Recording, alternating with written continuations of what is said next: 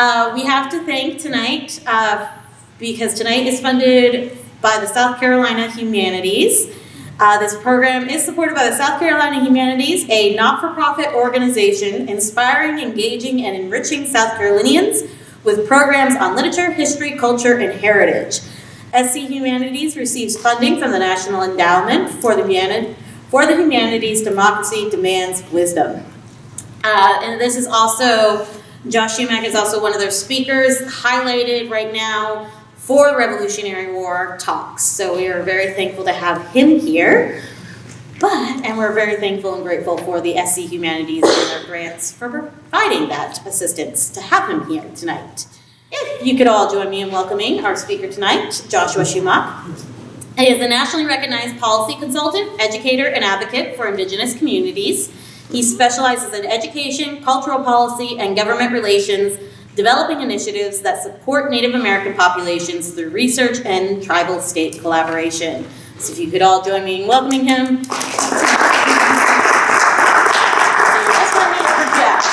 Yes, well, that was a great introduction. And then Peter would say all that. She did forget to say a few things. If you're seated on an exit row, we may have some assistance if there is an emergency during this flight. I just actually came back from New Jersey last night, so, a little bit of jet lag, but glad to be back in South Carolina. How is the sound, everyone? Trying my best. Good building for projection. It is. It's great to be here. I always like to start out with how many people are from South Carolina in the room. Hands up. Okay. We have a lot of transplants. We have some natives. How many people know a bit about native culture or native tribes? Okay, we still got some. We actually got a lot of hands for that. Well, that's very good. A lot of times that's a good basis for, setting the mood, seeing how much Indian 101 you have to do when you get started. Let's just say we think we know. Oh, yeah, exactly. That's a good way to put it. I always like to be conversational, so, if there's something you want to talk about, we can definitely talk about it during the presentation. But for me, talking about Native American relations, talking about the Revolutionary War, a lot of that, when you're looking at those relationships and the causalities, start long before the Revolutionary War, sometimes going back even to first contact. So I would like to start a little bit about some of those first contact stories and how that eventually interconnects into the American Revolutionary War. So I'm going to, of course, start with Christopher Columbus. 1492, he made contact. Of course, he didn't make contact with the American people of this continent specifically, but it was the main start of a lot of those expeditions when it came to coming to the Americas. And a lot of people, when they hear first contact, be surprised about how many people don't really understand that it wasn't just the English. There was a lot of different people who came, especially the Spanish and the French. There was a lot of intercultural exchange. Talking about Spanish, they brought horses that then the native peoples started using, my own tribe included. But the French, for example, they didn't want to know what a ribbon skirt is. Okay, so, No. Oh, no, man. So it is something you see a lot nowadays. A lot of people, including a lot of native people, consider ribbon skirts to be more contemporary. So it is usually it is a skirt that some native women wear or a dress, and on the bottom of it, you actually see a lot of different colored. I'm going off script for this guy. I'm sorry. You see a lot of different colored ribbons, and it ties back to some of the more traditional regalia, some of the things used in dances. But I'm moving back over here now. But actually, it was part of some of the cultural exchanges that they did with the French. And I found that very interesting. I had no idea, but I saw a lot of research. One of my friends from the Choctaw Nation was very invested in that during a dissertation. But like I said, the Spanish, really when we're talking about South Carolina, were some of the first to make first contact. Hernando de Soto, Don Pardo, that was with the Catawba, the Cherokee, the Edisto. This actually had a lot of relation to my tribe. I didn't introduce myself too well, but my tribe is a settlement tribe. We come from the Etowah, from what is now known as Daniel Island, and then the Edisto from Edisto Beach State Park area. And we had our first contact with the Spanish. It's very funny due to the fact that they came, we assisted them. They built a fort, we burnt it down. They built the fort again, and then they abandoned it, including some of their horses, and our community had actually a very unique relationship with those horses, learning to breed them and ride them, and it was something that was, anyone know marsh tackies? They brought the marsh tackies here, and our tribe has hundreds of years. We still breed marsh tackies to this day. And they were very useful both to ourselves and the Patriots because of the fact that they could go in these swampy areas that were especially prevalent where we were. Anyone know of this colony? The Croatoan story? I actually found something very interesting. Of course, this was when it was the Carolinas, 1585. A lot of historians, for those who don't know the story, the early English settlement attempt, one of the first ones that were there,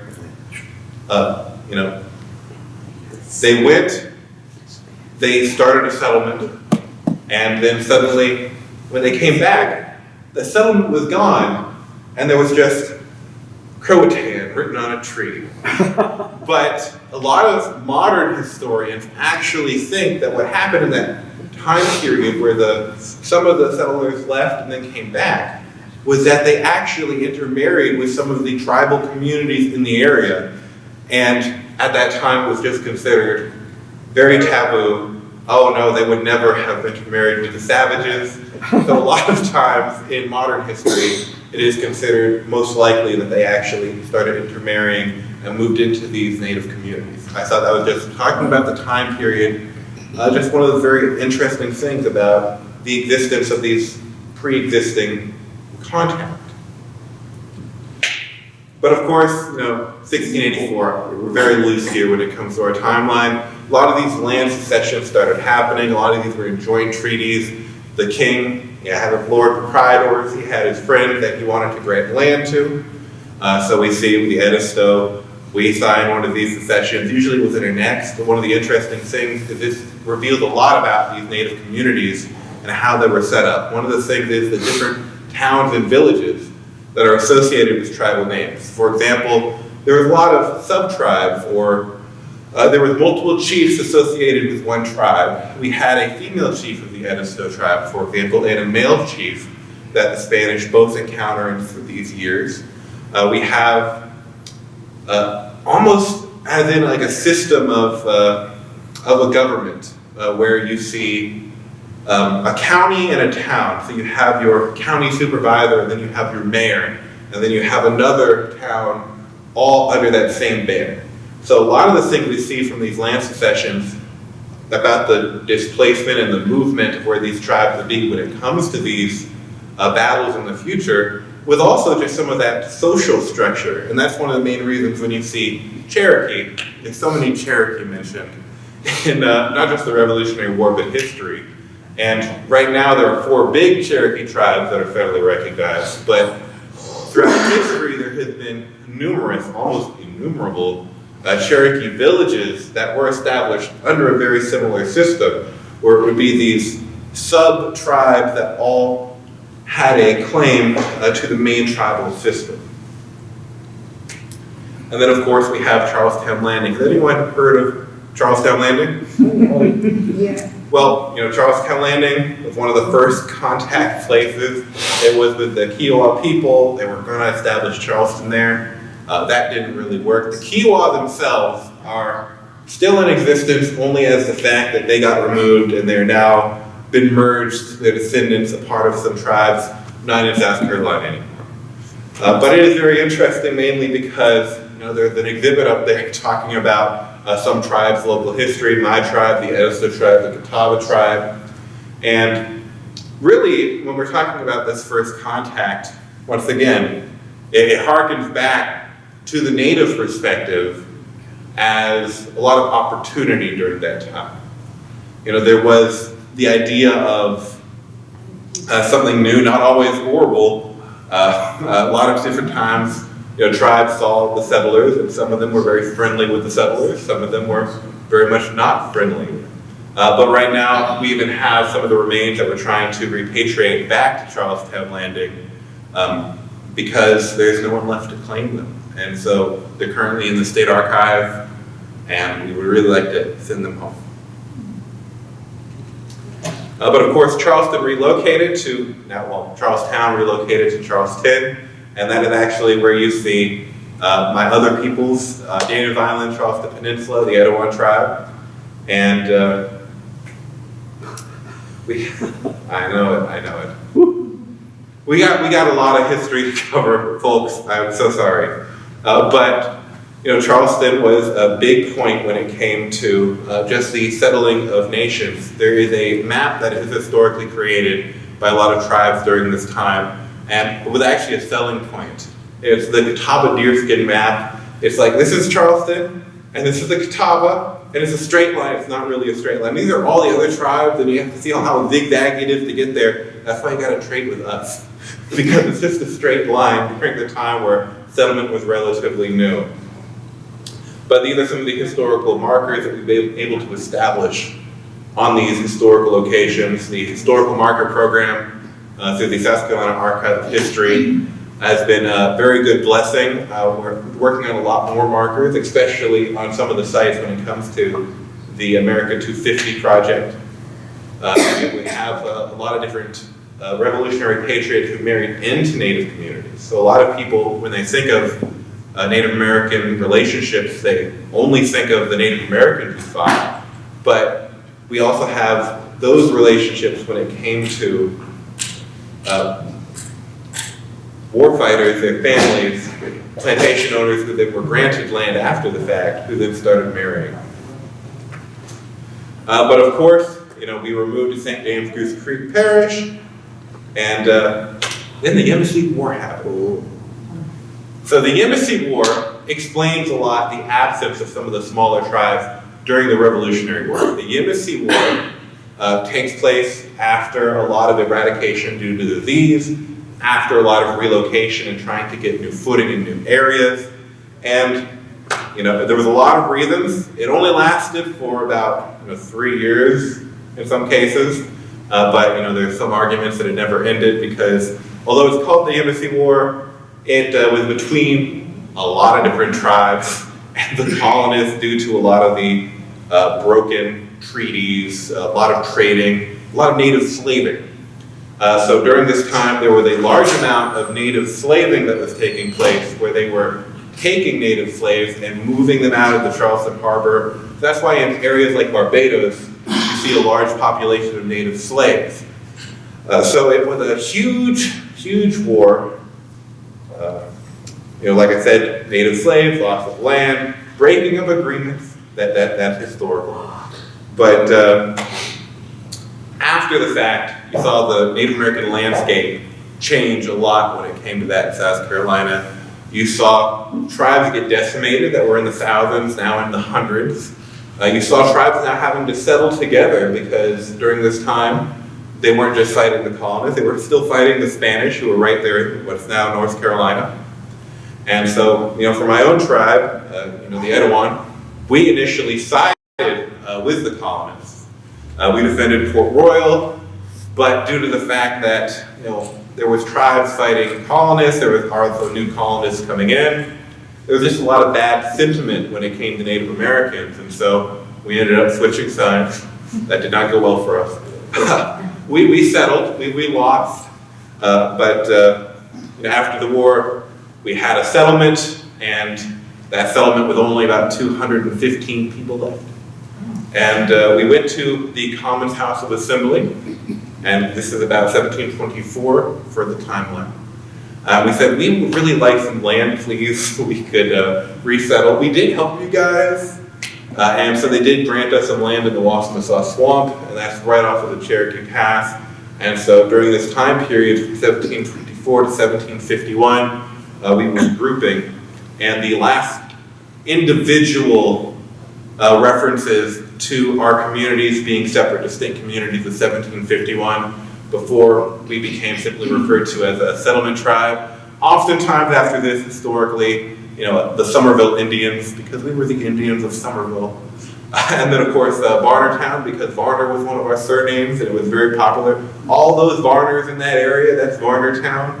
And then, of course, Wassamassaw, because we named ourselves after the swamp that we were given. But now we're talking about some of the influences. Has anyone heard of the Albany Plan? Okay, so Benjamin Franklin, he was actually inspired by this plan. This plan was to basically get all the colonies to work together, because at this time a lot of them were very fractured. And this was saying, well, if the natives can work together, this was with the Iroquois Confederacy. The Iroquois Confederacy is a broad name, now it's just referred to the Iroquois, but it was multiple different tribes that were considered very civilized. They banded together, and they said, well, why can't we do this as colonies? And this was basically one of the main stepping stones to the secession, to the Constitution. And in the Constitution itself, Benjamin Franklin often refers to many of the things that the Iroquois had founded as being a model for the new Constitution and the new government. And of course, I know we're almost there, guys. We're almost there. The French and Indian War. The French and Indian War, of course, it was between the French and the Indian. But we did actually have some major players take part. George Washington was there. There's accounts of him being guided by a native during the conflict. The native turning on him. The native getting captured and released. But I mentioned the French and Indian War, even though we had a cameo, because it was also very important to some of the other tribal history in South Carolina. The French and Indian War was one of the main reasons why the Natchez, who were in that area at the time, fled to South Carolina. So the Natchez, they were losing very badly. They were almost being eradicated, so they fled. They came and they met the governor in Charleston. And why did they meet the governor in Charleston? Because that's where the state house was at the time. And so the governor said, okay, Natchez, we'll put you right over here by the Coosa. And that's why now we have a tribe today known as the Edisto-Natchez-Coosa tribe. And so you see a lot of these tribes recovering from, oh, we got displaced, we got eradicated. And so that's one of the main reasons why during the Revolutionary Wars, there's a lot smaller interventions there. But you see some of the larger tribes who are more northern of the state, who are less eradicated, that are major players.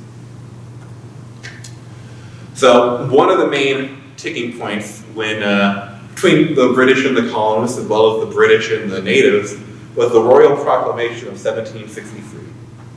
And that was the king saying, okay, colonies, you can no longer expand, because the natives are getting really upset. I'm not really sure it was about the natives. I think it might have just been about the colonies getting too much power at that point. But this is one of the main reasons that, for example, the Cherokee Nation decided to side with the British, because during that time, the British were saying at the outbreak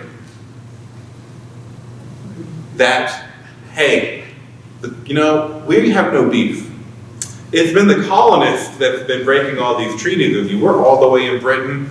We just had this royal decree that they couldn't expand. And so that's one of the main reasons that the British decided to side.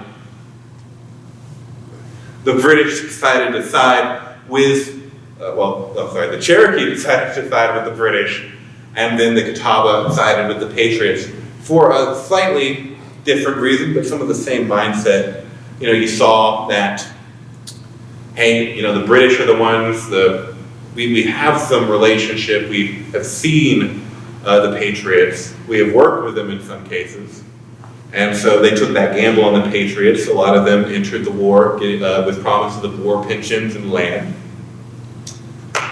But at the outbreak of the war, of the Revolutionary War, there was also a conflict that broke out as well. There's so many conflicts in the Revolutionary War from a Native American perspective. And a large part of this, as mentioned, is because there were just so many different bands of natives. So you'll actually see the year 1776 was very popular, because although it had a broad Cherokee War, there was a lot of different Cherokee villages involved, a lot of different armies involved. But The main issues was just about the encroachment at the time and a lot of those broken promises. And so you saw the colonists kind of having to fight a war on a lot of different fronts, where you had to fight the natives, and some of the natives were just fighting you to fight it. You had to fight the British because they were trying to secede from the British. And then you also still had to worry about some of the other French and the Spanish at the same time. So, you know, we think wars are complicated today. I think they're more complicated back in this day. But talking about some of those other fights that took place, have you seen this marker? Also 1776.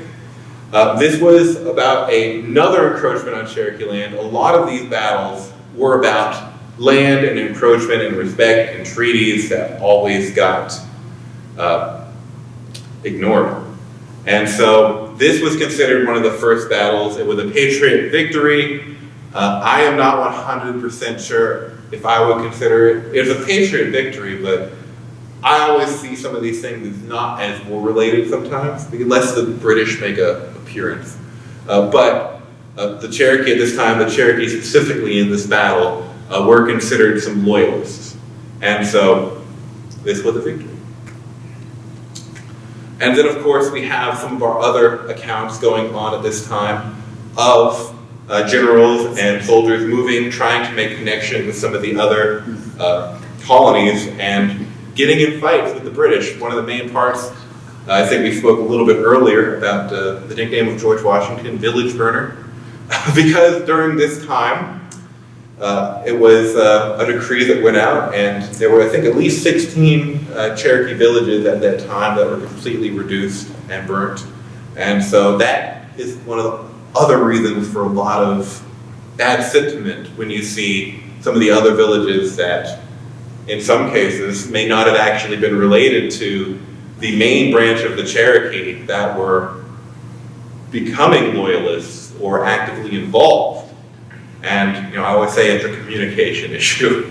And I think that's what it all bases down to, where you have a lot of victims on a lot of sides. You have some natives that were destroying settlements, and you have some settlers that were destroying native villages. But have any of you heard of the ring fight? Okay, see, have you seen this historical marker? No? Oh my gosh. Andrew Pickens, anybody? Yeah. So this was one of the battles under Andrew Pickens right here in Kershaw County. I was hoping I'd be able to see this today. I have actually not been able to see this marker. 25 soldiers, 185 Cherokee warriors, and the Patriots won. I don't know if I could have won going those odds, but it was not a clear victory in the case that there was no one left. But the Cherokee forces withdrew. It was considered a major victory. Yes. I'm sorry, but we have to interrupt you. Please do. You said that took place here in Kershaw County. Did it not? Where did it take place? Pickens County or Oconee County. Okay, so sorry, my details are incorrect. Will fix that. There was a lot of rumbling out here. It's no problem. Okay, thank you. That it sounded wrong when I was told that it was. But I was like, they have a. Yeah.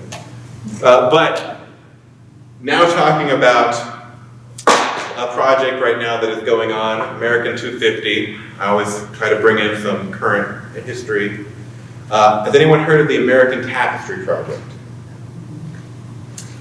Well, the American Tapestry Project is a national art project that is currently going on where only the original 13 states that were part of the 13 colonies can be involved. And each state has its own tapestry design that tells a story. And these will be stitched together, and they will go on display in DC and the state capital of all 13 original colonies in a traveling exhibit that will last 5 years before being retired in DC. And the top actually depicts the Cherokee War. And I think it's very unique in the regard that we were able to get some members of the Native American community in South Carolina, including the Catawba Nation from Cherokee descent, to be able to stitch a part of this tapestry that talks about their own history as well for that involvement. So I just thought that was something very unique. Yes? Where was that taken? This specific picture was taken at the Native American Studies Center up in Lancaster. Like, that's what I thought, recognize the Catawba Poly. Yes, definitely. Those are, funnily enough, some of the abandoned art. You know, they frame it during some of their classes when no one claims the art. Gotcha. I've been saying they need to make an exhibit just on the art students leave behind. But keep an eye out this. If you look it up on your phone, it's the American Tapestry Project. You can see the design and the story behind our state's tapestry and all of the other states, as well as getting updates about when it's going to come down to South Carolina again. But as I mentioned, the Patriot Allies, the biggest one with the Catawba Nation, you know, their alliance was very strengthened, mainly because of the fact that they saw that opportunity where other tribes may not have seen it, and I think it was very smart of them. They were promised those pensions didn't pay out, but can you imagine if they did? But some of the things that they did to differentiate themselves on the battlefield when you have natives fighting natives was they wore details in their hair so that they could be distinguished very easily. This was the case because in some cases you saw the tribal body was working by itself in some of these battles, but then you also sometimes you saw native people who were in actual companies during the time in uniform. So there was also that distinction during the time. And as mentioned, you know, the Cherokee Nation, you know, they were with the Redcoats. Very bad, very bad. But, you know, that also, as I mentioned, forced the settlers, or the non-settlers, the British, to fight on those many different sides of the battlefield. So some of the most famous Catawba that fought, one was Peter Harris, this is an artist rendition of him. We don't know if this is what he looks like, I'm sorry, you know. But according to some artists, this is it right here. He was very decorated. One of the reasons why he is highlighted is because he was so documented. Yep. Oh, no. Okay.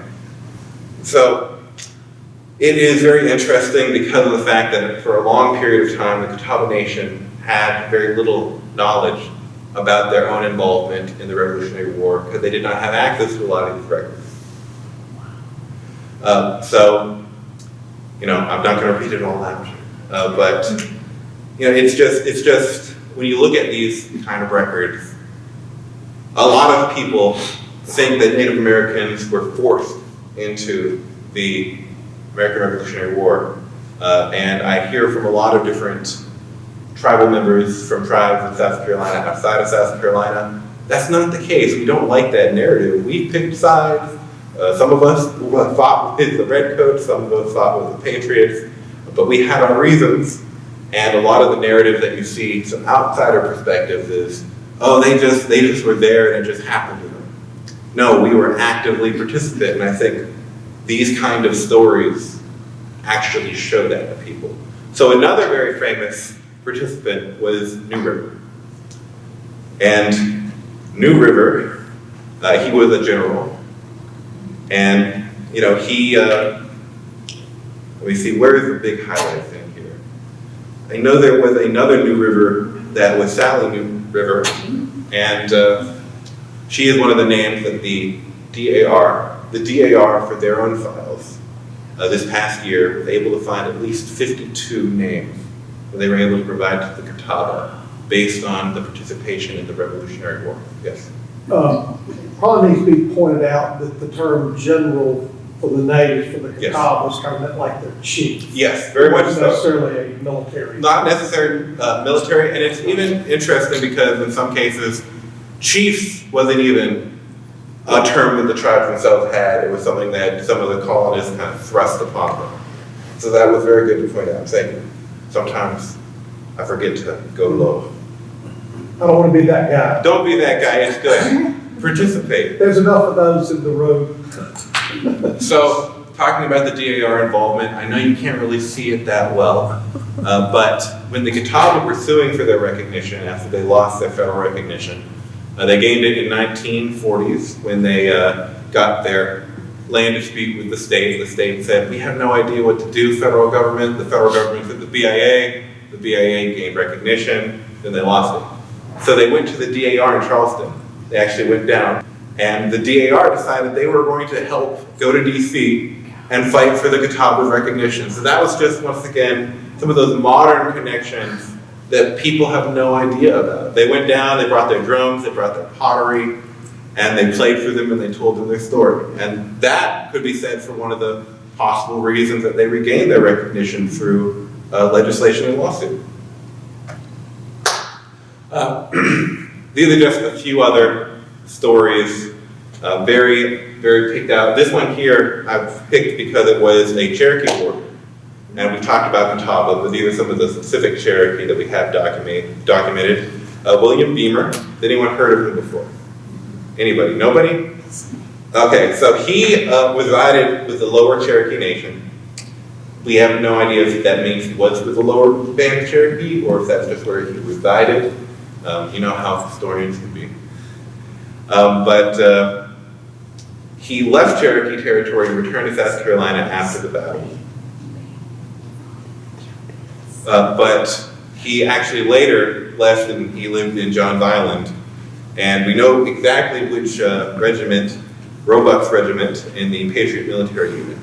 So it's very interesting also because of the fact that in the same battle, we see another tribe that's not really mentioned almost at all in South Carolina. And that is the Piscataway tribe that actually was in the Maryland 1st Regiment.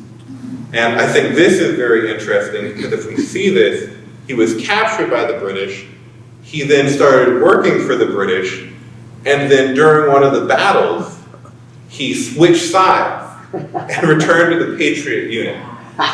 So, you know, it's just very, very interesting when you see some of these histories, and this just makes you think, what history do tribes may have that we have no idea about? Because we're still discovering to this day, like with the DAR discovering all those Catawba that had fought, there's just so much unknown history that we're still uncovering.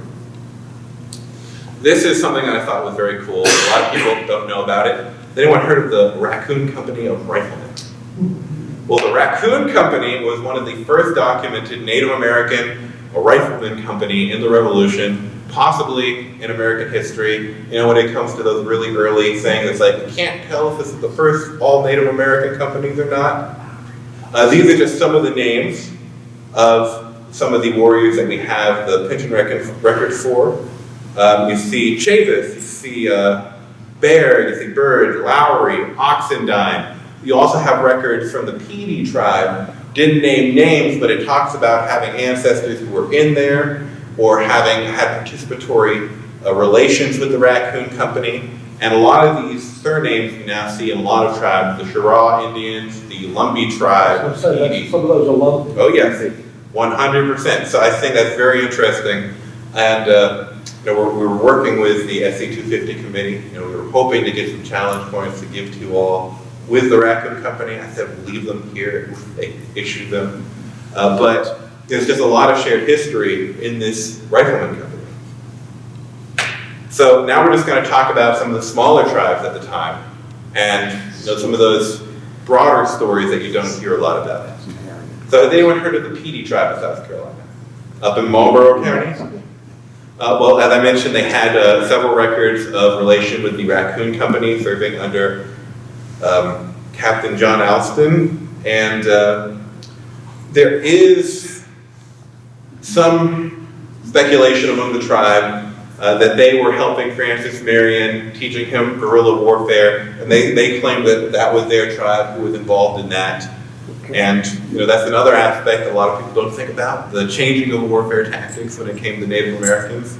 No longer did we all line up and fire. But then we have the Beaver Creek Indians. So this is a picture of Lathers Chavis's family. Of course, Lathers Chavis, we do not have any known photographs of him or portraits, but he was one of the earliest known ancestors to the Beaver Creek Indians. And they actually do have his pension records and his census records showing him as American Indian and having served in the war. And it's a very big pride of the Beaver Creek. They always talk about the fact that one of their ancestors fought in the war, and that's currently in the area of Neeson, South Carolina today. Oh, okay. And so, as I mentioned, the Wassamasaw tribe, been by many names, but we had that connection with the Marsh-Tankey horses. And so we would provide the horses to the Patriots, and that's our way of contributing, but also staying out of it, mainly because of the fact that we had been so decimated. And for us, being a settlement tribe, coming from two separate native language speaking tribes as well, we were learning English, and we were trying to find this way to interact with each other at that point. And so, we were like, we have a lot to deal with. But those small stories, those small relationships between these tribes that you don't see appear in the big records, the big names, but had those involvements and had those intersections. So, long-term consequences of the war. There were a lot of them. The Cherokee Nation never fully recovered. A lot of those Cherokee villages that I mentioned was wiped out. It was considered one of the bloodiest times in Cherokee Nation history. Also the earlier French and Indian War campaigns really crippled many of the tribes that would later, after the British Mandate was lifted, be contacted by the newly established United States. And a lot of times we had that loss of hunting grounds, a lot of displacement, and then we're going to get into some of the results as well. So after this, we had the Continental Congress. And there is a lot of Native American involvement that a lot of people don't talk about. I know one of my friends from the Choctaw Nation, her ancestor fought in the Revolutionary War, and he actually later then went to the Continental Congress to speak on behalf of their tribe during the third, because of course it failed the first time and the second time. But one of the main things that you see in the foundation of America after the war was the input of the Iroquois.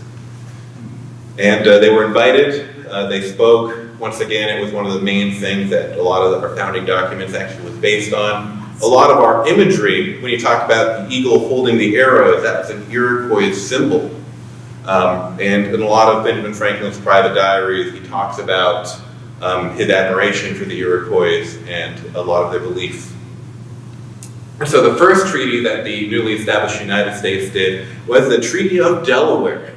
That was followed by many, many more. We're going to get into that. This was the Treaty of Hopewell. This was with the Choctaw Nation. And that gets us into the treaty era, which, from 1778 to 1871, the United States formed over 370 treaties, almost all, I think all, were broken. But one of the things that you actually see was that the United States, as a new nation, formed many of these treaties as a way to show themselves to be legitimate to other nations like the French and the Spanish. And that was when they had the treaty with the 5 civilized tribes. They formed those bigger relationships with those big tribes that you still see reflected today in a lot of documentation. Quick question. Yes. Can you go back a slide? Yes. What is that document there?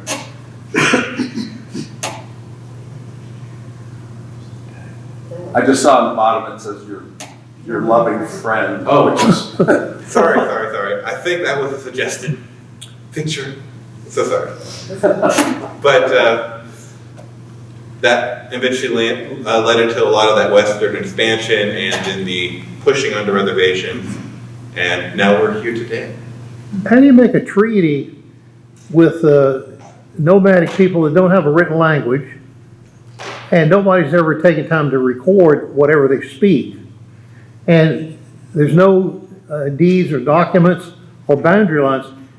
How do you give them their fair share? It's impossible. It is, and I think that in some of those cases, it was a losing battle. You also see up until the 90s, not the 90s, but the 70s, 1970, with a lot of the lack of education that were on some of these Native communities. You have a lot of Native leaders that sometimes still struggle to get reading and writing. You have the Indian education system. A lot of the American Indian colleges aren't really certified when it comes to some of the professional degrees. So although they're funded by the federal government, they are not funded to give the establishment for the Western system in some cases. A lot of these times, things were said orally that wasn't actually on paper, And a lot of times when you actually look at the documents, there was not an actual signature, it was an X, and then that was used as a case, well, you signed it, so it's law, and then when they wanted to change it, then they just broke the treaty, and then they had a new treaty. We have other questions? Yes, I have a few, but I'll fire them. say as many as you want.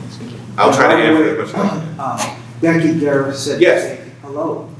She had drum practice tonight. Yes. She could make it. I know Becky. Yeah, she's a great friend.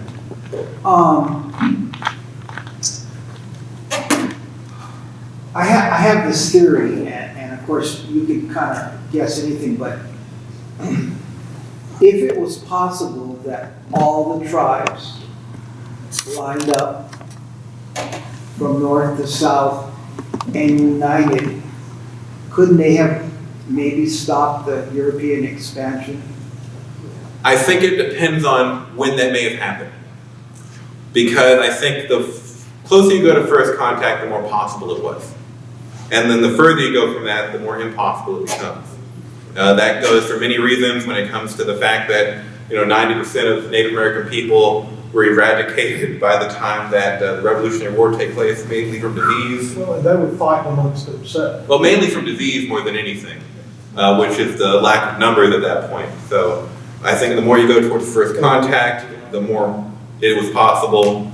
You have new people on new land, you have the advantage of the land, of the territory, and then you have people that have now been on this land for about 200 years at this point. It's basically their land and their territory too. They have an understanding of it, and they have superior weapons and superior numbers. Okay. Also, a second one. How did all these tribes, did they all have to work at, many tribes, 13 colonies, 13 states, so they would have had to work at keeping up English to communicate.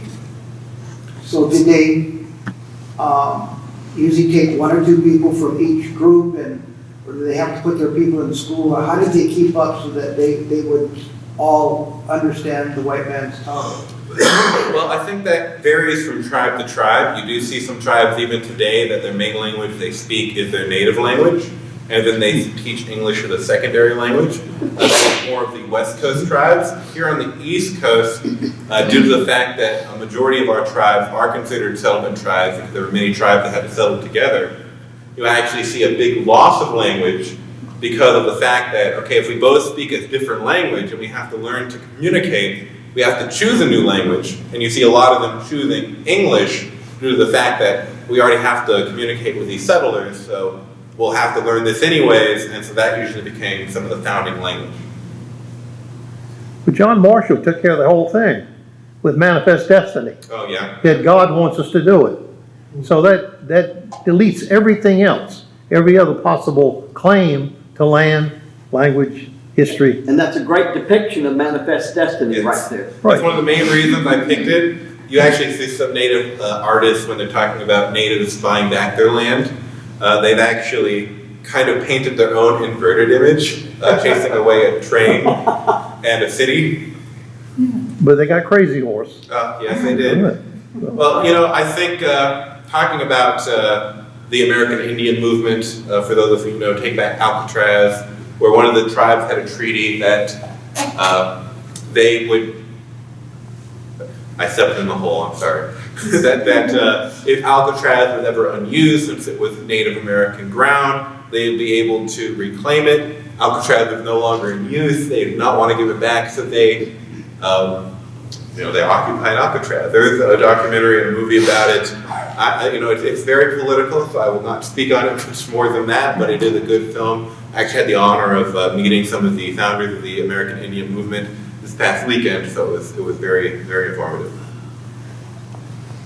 Would you go back, maybe just for me, to redefine settlement tribes? Okay, so a settlement tribe is a specific historical classification that the federal government uses for any tribe or multiple tribes that were forced into the same area and became its own distinct separate entity.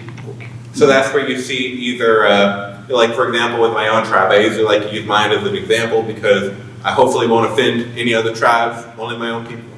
But we came from the Edisto and Etowah, both of whom had first contact with different people but ended up being pushed into the same area. And then by 1751, we started completely integrating with each other, intermarrying, and then we just became referred to as Somerville Indians.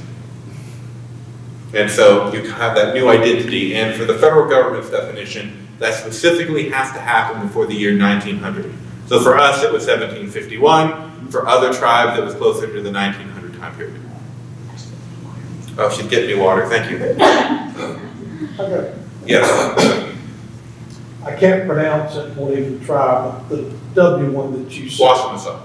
Was it corrupted later? When did the Waccamaw come? No, the Waccamaw is a separate tribe. Okay, that's what I thought, I wasn't sure. Usually the name, so Wassamassaw means connecting waters. Okay. It's a name that we had for the swamp that was nearby that we were granted. Okay. And so we decided in our new capacity to self-identify by naming our new political existence after the swamp we were given, because it was kind of like the Edisto Natchez Cusco I mentioned earlier. The Cusco, who are from South Carolina, the Natchez, who were forced down here during the French and Indian War, they're now referred to as Edisto. Mainly that happened in the 1900s because they were then just the Indians by the Edisto River.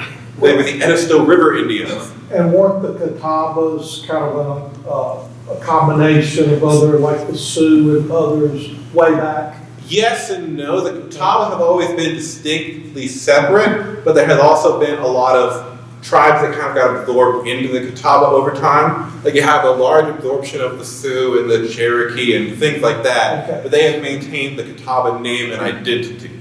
Okay. If that answers your question. And if you didn't know that, just ask Catawba. Through your own efforts and through others, what would you like to see happen during your lifetime? During my lifetime, well, that's a loaded question. Well, you know, I always want to the best for my people, so there's a lot of different things when it comes to land preservation. Right now, my own tribe is on what's considered a growth corridor. So we don't have reservations, so we have a lot of heirs property, and then our tribal community owns land itself under the tribal government. But a lot of it is either land that the county owned that's now going up for sale, or land that are now in the hands of private business owners that have no interest in selling to a tribal nation. And so right now, not just in my tribe, but you see in many tribes across the Southeast, you see a fear of a second removal. And you see a lot of people that don't understand the importance of the land to us, where it's, well, why not buy land over there for your community? It's a lot cheaper. It's because we're not over there, we're right here. So a lot of that would be the preservation of my own community or other tribes in South Carolina for many generations to come.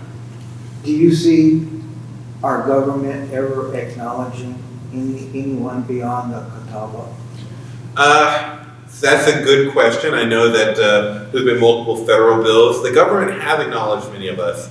The issue is, and of course I didn't include this, I already included a lot of the stuff that was the lead up to the war. That wasn't actually participation, but I always thought of it was important in the powder keg that eventually exploded. The BIA, how that used to work with the Bureau of Indian Affairs, was that it was actually called the Bureau of War and Indian Affairs under the Department of War. So many of us who, during the Revolutionary War, after the Revolutionary War, that were considered friendlies, we didn't really interact with the Bureau of War because we were already considered friends of the colony. I think they actually referred to us as a part of the settlement at that point in some documents. But basically the way federal recognition worked historically was through that treaty process when they were expanding the United States. So they would fight a tribe, conquer a tribe, write a treaty with that tribe, and put the tribe on those reservations. And so that's why the Catawba Nation, for example, their first acknowledgement happened in 1940. And that was because the state of South Carolina was like, we don't know what to do, BIA, come down here. And so the BIA was like, oh look, there's a tribe we missed. And at the time, that was very simple. It was very simple. The BIA came, they interacted with the tribe. They had that tribe send a constitution to Congress Congress ratified that Constitution, federally recognized them. And it was very simple. But then what happened was we had the termination era, which is a long name, basically just saying they wanted to take back reservation land, reintroduce American Indians to the new American society. And so you saw some of the smaller tribes start getting cut, which happened to the Catawba. And then you see other tribes after that point that had relationships with other federal agencies that the Bureau, for example, didn't know about. So my tribe, we've been working with the Farm Bureau administration for many years. We actually have pictures of our tribe, the only pictures of a known Native Americans in the low country of South Carolina in the Library of Congress. But because we were with the Department of the Farm Bureau and not the BIA, we didn't get recognition. But after that point, a lot of the tribes that you see now are considered recognized as Indian communities. So it's an Indian community versus a sovereign Indian nation. And so the Lumbee, I don't know if you heard of the Lumbee, that happened to them at the same time as well. And for them, they went to Congress and they petitioned that it wasn't fair because if it just happened a decade prior, it would have gotten full recognition. And so a bill was passed called the Lumbee Act. And the Lumbee Act basically said we federally recognize the Lumbee tribe, but they have no rights to any of the resources provided to federally recognized tribes. And they've been fighting for that, and they just got that overturned a little bit earlier this year, I think. Was it last year or this year? I think it was this year, right? Well, it just happened a month or two ago. Right, yeah. But talking about that, the federal government does acknowledge us. It's just, will it give us those full rights? We've had multiple legislators submit bills. Has anyone heard of Pocahontas? Well, she's one of the most famous Native Americans in the United States history, although it's not a very accurate story for the Disney version. But her tribe only received recognition in 2018. And we're a Wacomico tribe. That's a Pamunkey. The Pamunkey River is where the land was, Yes. but I've always thought it was a Wacomico tribe. I'm from Virginia, that's our history. Okay. Yeah. But, as I said, that was 2018. So it's very modern in some of these recognitions that you'd think would be historical. So I hope the answer would be yes. I think right now it's very difficult because a lot of times it has to be bipartisan for it to happen. Good luck. Through the new BIA process that was established, only 12 tribes have gotten through. It can take up to 20 years. It can take multiple millions of dollars, which a lot of impoverished tribes cannot afford. I think you guys need to take advantage of this whole 250th. If you can't, since it is in the presence of, we became a nation, then it's almost like your theme could be, you're a nation, what about us? Well, we have a camera here. But half of our delegation is running for governor. So then it gets a little bit difficult too. Any other questions? Yes, I thought I'd make a point that the Yamasee War, yes, as you said, was devastating for the tribes that took part in it. yes. And that was learning for me. But I thought I'd emphasize also that it almost exterminated the white settlement Oh, yeah. in the low country of South Carolina. So many whites died during that Yes, it war. was a very bloody war. Yeah, I will emphasize that more because that is very true. I usually talk about it from the Native perspective, so adding that perspective is also important. Well, that's the last official question.